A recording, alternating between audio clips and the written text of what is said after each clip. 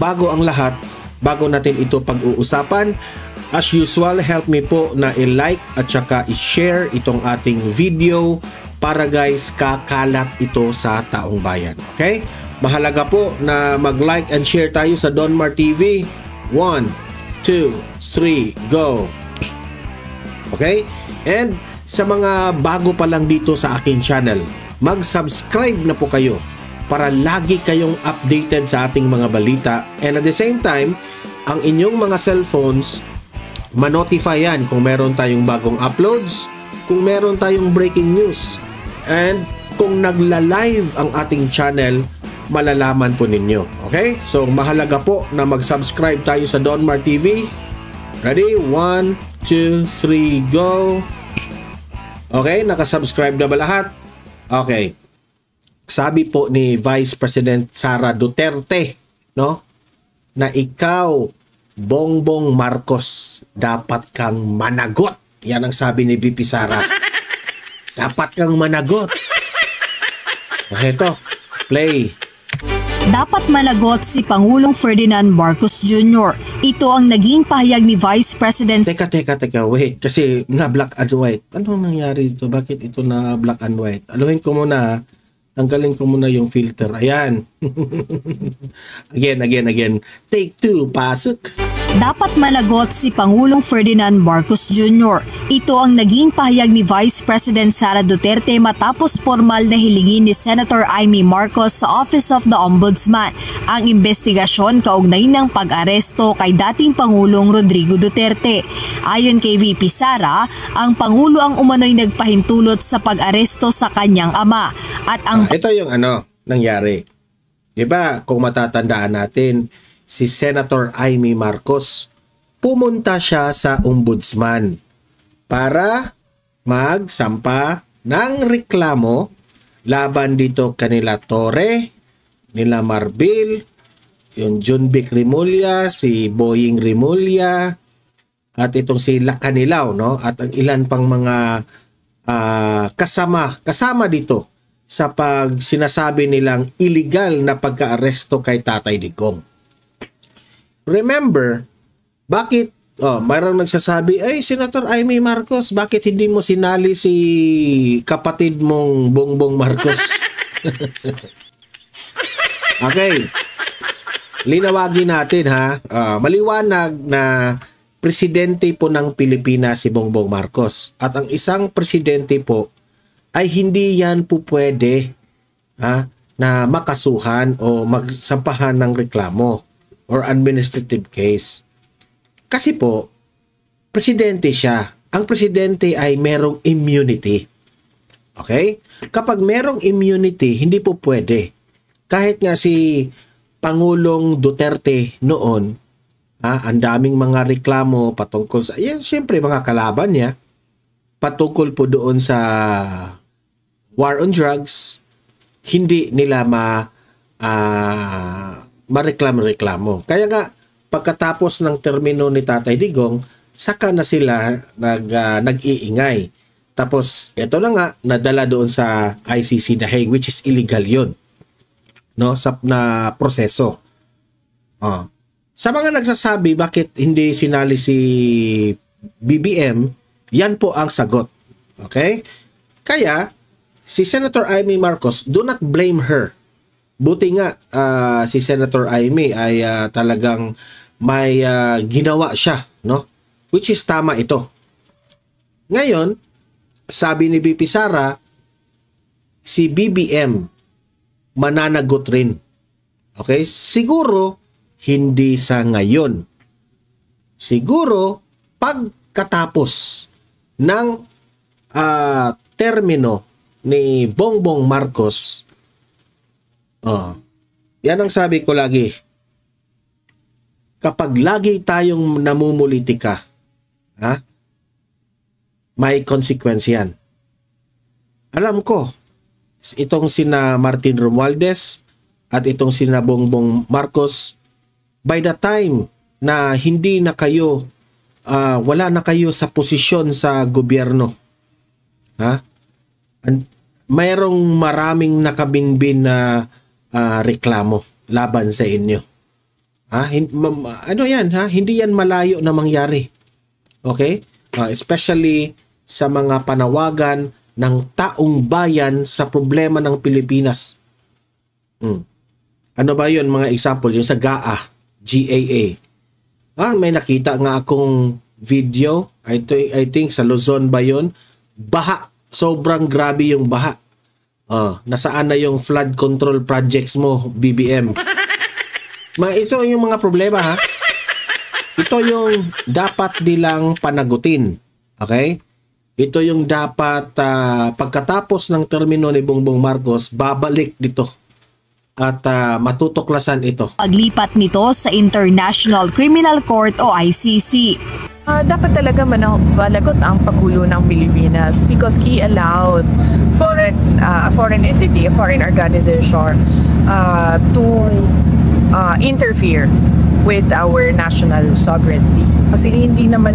ito ha, si VP Sara abogada ito Hindi po pwede na merong mga foreign entity o foreign organization na mangingialam dito sa loob ng Pilipinas. Illegal yan. At walang ibang i-blame dyan si Bongbong Marcos o kung sino man ang nag-utos kay Bongbong Marcos. Ako meron akong ibang paniniwala dyan at in-explain ko na yan. Pero as of now, walang ibang pagbibintangan. Diba? Patuloy. Mangyayari lahat yon kung walang approval ng Pangulo. Yung tinatawag natin na rendition o yung pagkidnap o pagkuha ng isang citizen sa loob ng bayan at dalhin siya sa isang foreign jurisdiction para ipakulong doon. Hindi mangyayari yan kung wala approval ng...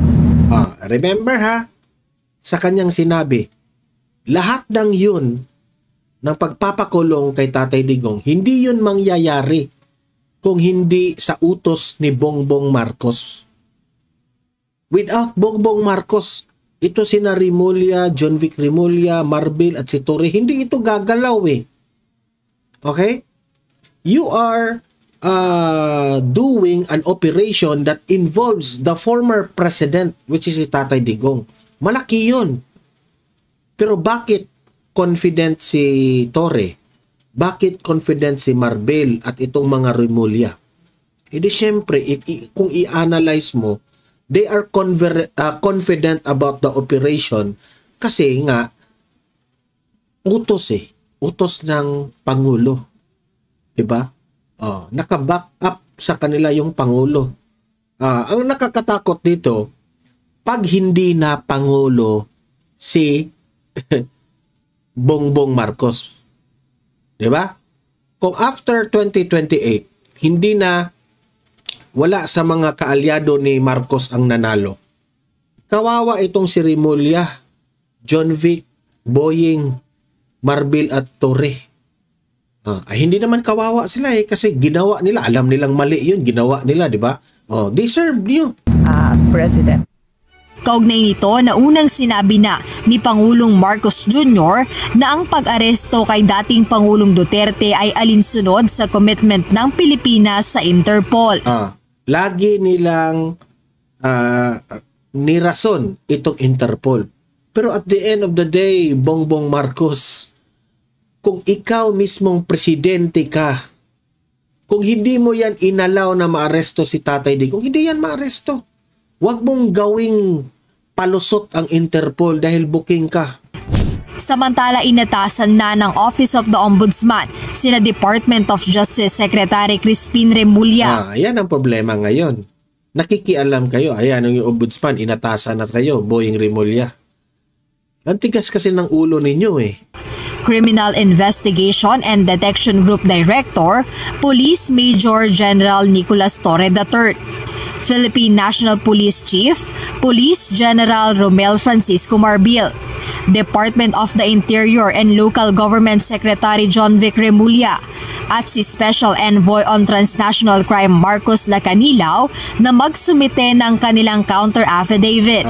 Gawa na kayo ng counter affidavit ninyo. Yung mga abogado ninyo, patulong na kayo. Magpatulong kayo kay Bongbong. Suggestion lang yan. Sabihin nyo kay Bongbong Marcos, Bongbong Marcos, provide us with an attorney. Siyempre, itong asawa ni Bongbong Marcos, ano ito nagtatrabaho ito, may firm ito di ba? Hindi ko lang alam kung sino ang mga abogado nito, di ba? Tutulungan kayo para wala kayong expenses dito. Kaugnay ng reklamong inihain ng Senate Committee on Foreign Relations, sasabihin siguro ng ito lang ano lang ito, analysis lang ito. Sasabihin siguro ni First Lady Liza Araneta Marcos, yung kapatid mo ayoko yung kapatid mo. Ayan. Nanggugulo sa mga tauhan natin. hinggil sa pag-aresto kay dating Pangulong Rodrigo Duterte. May 10 araw para sumagot dito ang 5 nabanggit na opisyal ng gobyerno. Jed Neresi. So, ayan. Remulla, John Vic, Boying, Marbel, Lacanilao, Atore, ginawa nyo ayan.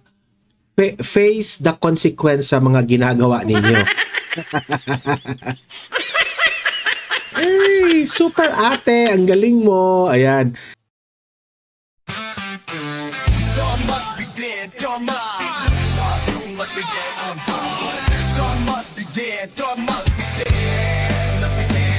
Don man, dito na laging nakaabang.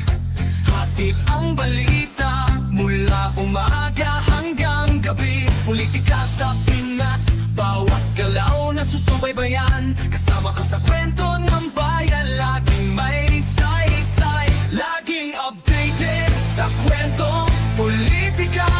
Si Don Mar ang kasama mo sa bawat balita, sa bawat issue at pangyayari sa bansa. Don Mar TV, para sa bayan talaga. Senado, Kongreso, Malacanang at kalsada, bawat usapin, sinisilip niya ng tama.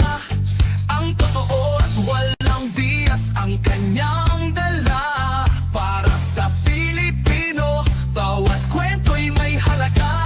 Laging updated sa kwentong politika. Si Don Mar ang kasama mo sa bawat balita, sa bawat issue at pangyayari sa bansa. Don Mar TV, para sa bayan talaga. Kung gusto mo ng balita, dito ka tumutok. Walang kasinungalingan dapat at walang halong usok. Si Don Mar ang gabay mo sa katotohanan. Bawat balitang dala sa bayan nakalaan. Laging updated sa kwentong politika. Si Don Mar ang kasama mo sa bawat balita, sa bawat issue at pangyayari sa bansa. Don Mar TV, para sa bayan talaga. Don Mar TV, ang iyong kakampi sa balita. Tunay na serbisyo sa bayan, nakatuon ang mata. Kaya't mag-subscribe na para lagi kang una. Sa kwentong politika ni Don Mar TV tayo magkakaisa.